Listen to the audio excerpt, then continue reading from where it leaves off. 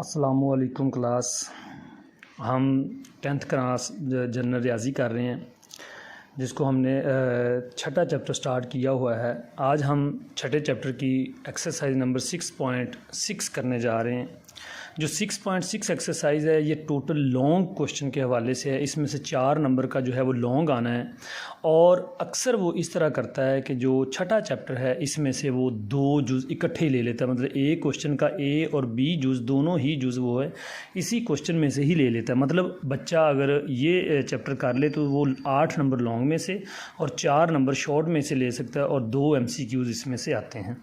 तो हमने पहले इसका क्वेश्चन नंबर 2 जो है वो सारा मुकम्मल कर लिया है। आज हमने इसका जो क्वेश्चन नंबर 4 करना है। क्वेश्चन नंबर 2 और 3 वो सेम ही है, दोनों ही इन्वर्स तरीके से। आज हमने क्वेश्चन नंबर 4 क्रैमर के तरीके से करना है कि क्रैमर का जो तरीका है वो माकूस से बड़ा ही आसान और इजी है और बिल्कुल छोटा सा तरीका है। तो इसके टोटल जो है वो 6 जुज़ नज़र आ रहे हैं आपको। 6 में से इंशाल्लाह 1-2 मैं करवाऊँगा, बाकी कोशिश करना आप खुद करने की। तो इंशाल्लाह इसका हम पहला जुज़ जो है वो स्टार्ट करते हैं बिस्मिल्लाह करके। तो सबसे पहले आप पहले जुज़ कहता है जी क्रैमर के तरीके से हमजाद मसवातों को हल करें, जहां हल मुमकिन ना हो वजह भी बयान करें। तो पहला जुज़ आपके सामने लिखा हुआ है x जमा 2y बराबर है 3। x जमा 2y बराबर है 3 और x जमा 3y बराबर है 5 के। तो इसको सॉल्व हम करते हैं। सबसे पहले हम इसके कॉलम बनाएंगे, मैट्रिक्स बनाएंगे। जो x के साथ अददी सार हैं उनको लिखेंगे और जो y के साथ अददी सार हैं उनको हम लिखेंगे। और वेरिएबल का जो मैट्रिक्स है कॉलम है वो अलग बनेगा। इस मसावात के अंदर जो वेरिएबल यूज़ हुए हैं वो x और y यूज़ हुए हैं। एक x है और दूसरा y है। तो जो मसावी की दूसरी साइड पे वो हमारे कांस्टेंट हैं, 3 और 5 दोनों ही कांस्टेंट हैं। इसमें ये चेंज नहीं हो सकते। हमने इसमें x और y की वैल्यू मालूम करनी। जो हमारा क्वेश्चन है वो x और y की वैल्यू मालूम करने वाला है। सबसे पहले हमने करना है इसको a शो कर दो, ठीक है, और जो x y वाला है उसको b शो x शो करना है और जो 3 और 5 कांस्टेंट उसको b शो करना है। तो ये a x बराबर b हो जाएगा। तो हमने यहाँ पे जो है बेसिक जो हमारा काम है वो हमने x और y को ही मालूम करना है, बाकी सारा कांस्टेंट है। तो हमारे पास जो a है उसका हमने सबसे पहले डिटर्मिनेंट मालूम करना है, क्योंकि जो उसने कहा था कि ना हल हो तो वजह बयान करें। तो वजह यही होगी कि अगर a का डिटर्मिनेंट 0 आ जाता है तो हमारा सवाल आगे हल नहीं होगा, वो हमारा हल नामुमकिन हो जाएगा। इसलिए हम सबसे पहले a का डिटर्मिनेंट मालूम करते हैं।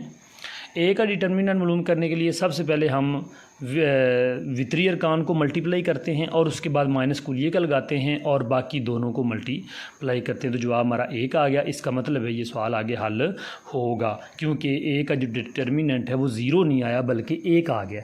तो नेक्स्ट हमारा क्वेश्चन आगे मज़ीद हल होगा।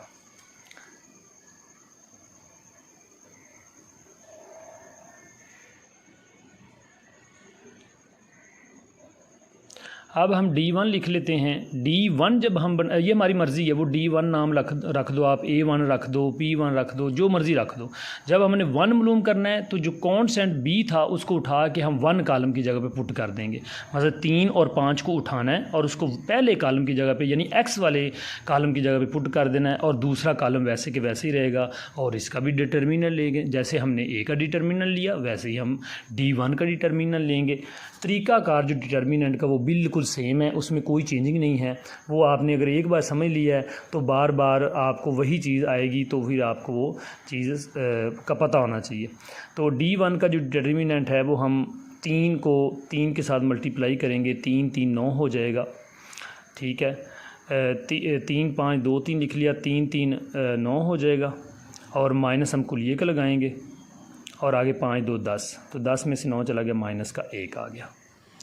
इसी तरीके से हम D2 निकालेंगे, D2 का डिटर्मिनेंट। अब D2 का मतलब ये होगा कि जो हमारा 3 और 5 है, मतलब कांस्टेंट B कॉलम है, उसको उठाएंगे और Y वाले कॉलम की जगह पे रखेंगे, मतलब दूसरे कॉलम की जगह पे पुट कर देंगे। पहला हमारा कॉलम वैसे ही रहेगा 1 1 वाला और दूसरे कॉलम की जगह पे हम 3 और 5 पुट कर देंगे।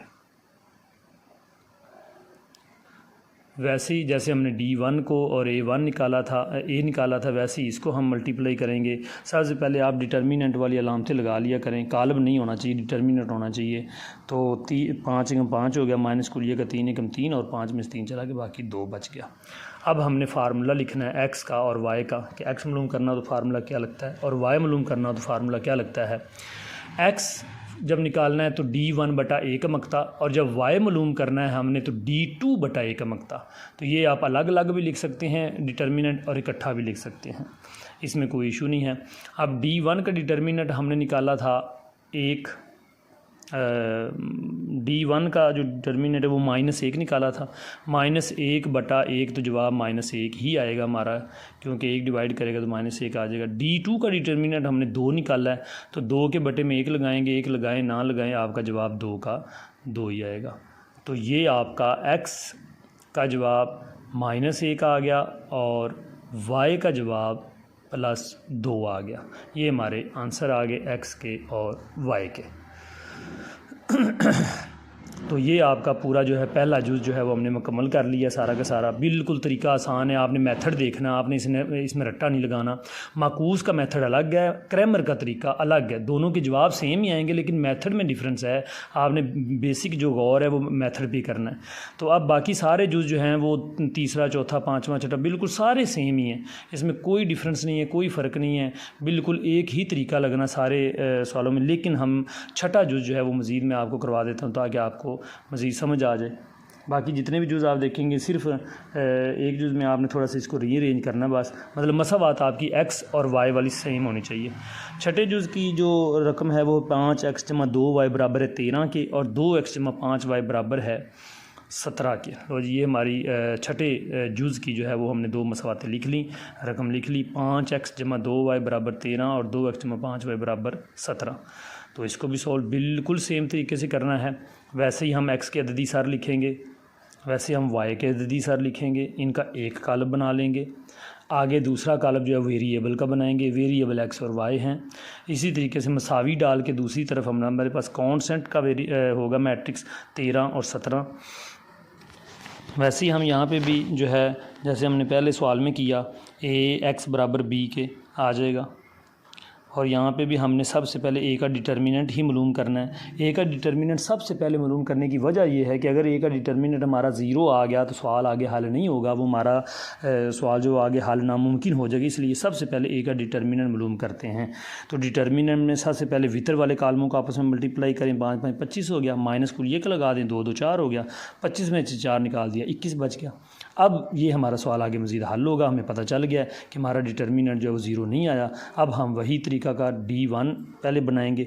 तो पहले D1 आप बना लें कि 13 और 17 को उठाएं और x वाले कालम की जगह पुट कर दें, मतलब 5 और 2 की जगह पे 13 और 17 को रख दें, और दूसरा 2 और 5 हमारा वैसे के वैसे ही होगा। अब हम इसका निकालते हैं डिटर्मिनेंट। 13 को 5 के साथ मल्टीप्लाई करते हैं, 13 5 65 आता है, माइनस 13 दूना 34 है। तो 65 में से अब हमने 34 निकालने हैं, तो हमारे पास आ जाएगा 31। ये हमारा D1 का जो है मकता मुकम्मल हो गया, डिटर्मिनेंट मुकम्मल हो गया। इसी तरह जो हम है D2 का जब मकता निकालेंगे तो जस्ट हमने इसमें चेंजिंग करनी थोड़ी सी, बाकी सारा तरीक़ाकार वही होगा। 65 में से 34 निकाल दी, बाकी 31 बच गए। अब D2 का जो मकता है वो बिल्कुल सेम निकालेंगे, सिर्फ फ़र्क ये पड़ेगा 5 और 2 वैसे के वैसे लिखेंगे, लेकिन 2 5 को चेंज करके 13 17 लगा देंगे हम, क्योंकि अब कॉलम 2 की बात आई है तो हम कॉलम 2 को चेंज कर देंगे।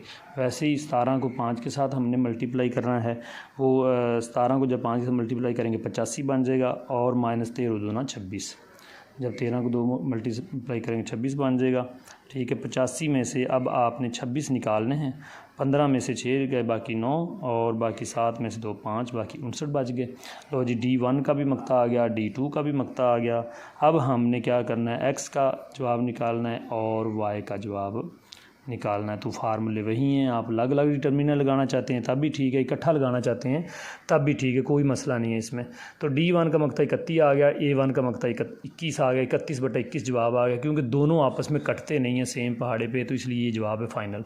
तो इसी तरीके से D2 बटा A का मकता आ गया, तो जो D2 है वो हमारा आया है 59, और A1 का मकता हमारा 21 ही है, ये भी आपस में नहीं कटते और इनका भी जवाब वैसे के वैसे सेम ही आएगा, क्योंकि ये दोनों आपस में एक पहाड़े पे सेम पहाड़े पे कट नहीं होते। X का जवाब आ गया 31/21 और Y का जवाब आ गया 59/21।